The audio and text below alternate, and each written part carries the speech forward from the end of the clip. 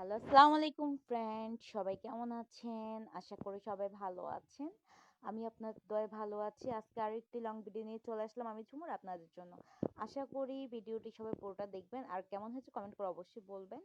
তো আমি আজকে ভিডিওটি করার আগে পুরো আর্ট পেপারের চারপাশে মার্কিং করে নিচ্ছি যাতে রংগুলো আর বাহির পাশে না যায়। এটার চারপাশে একদম কোনো জায়গায় জানি না মানে লাগে আর কি। একটু সাদা থাকলে চারপাশটা অনেক সুন্দর লাগে।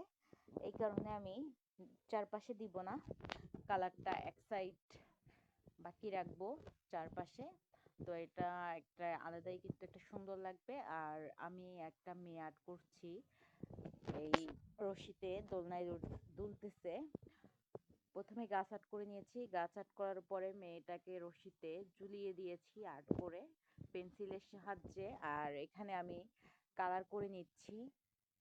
তো আমি প্রথমেই গাছটাকে কালার করে নিচ্ছি, হালকা হালকা করে কালি দিয়ে দিচ্ছি মানে রং। তো রংটা আমি আস্তে আস্তে করে দিয়ে নিচ্ছি পুরোটাতেই, সব ডালগুলোতে দিয়ে দিতে হবে আস্তে আস্তে সময় নিয়ে। তো এক সাইডে একটু ঘাড় ও একটু হালকা এরকম করে করছি যাতে বোঝা যায়। গাছে কিন্তু এক এক রকমের কালার হয়, একরকম কিন্তু হয় না মোটেও। তো বুঝে বুঝে করতে হবে। আর গাছের পাতাগুলো আমি আস্তে আস্তে করে ব্রাশের সাহায্যে দিয়ে নিচ্ছি, তুলির সাহায্যে। তো আপনারাও কিন্তু সময় নিয়ে দিবেন কালারগুলো, তাহলে কিন্তু বেশি ভালো হবে। আর নিচেও কিন্তু আমি আস্তে আস্তে করে কালার করে নিচ্ছি, সবুজ কালার। অনেক ঝোপঝাড় ঘাস নিচে, খুব সুন্দর কিন্তু সিনারিটা।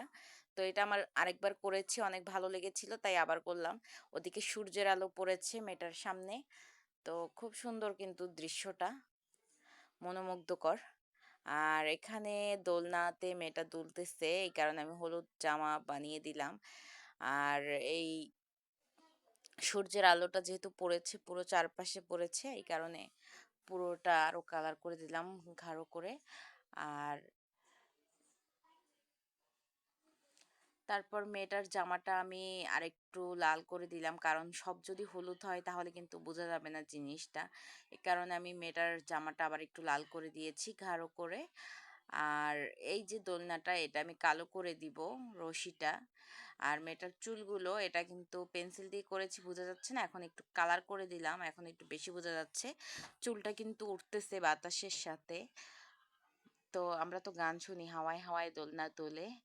তো এই গানের মতোই কিন্তু দোলনা দুলতেছে মেয়েটা, আর হাওয়ার সাথে সাথে। আর এই যে রশিটা, রশিটা কিন্তু এতক্ষণ বোঝা যাচ্ছিল না তাই একটু কালার করে দিলাম। আর গাছটাকেও কিন্তু হালকা একটু কালো করে দিলাম উপরের থেকে, যাতে আর একটু বেশি বোঝা যায় আর একটু বেশি সুন্দর লাগে। তো এইটা দেওয়ার পরে কিন্তু গাছটা কিন্তু খুবই সুন্দর লাগতেছে, দেখেন আপনারা। তো কেমন হয়েছে ড্রয়িংটা বলবেন। আর মেয়েটার পাটা কিন্তু বাকি ছিল।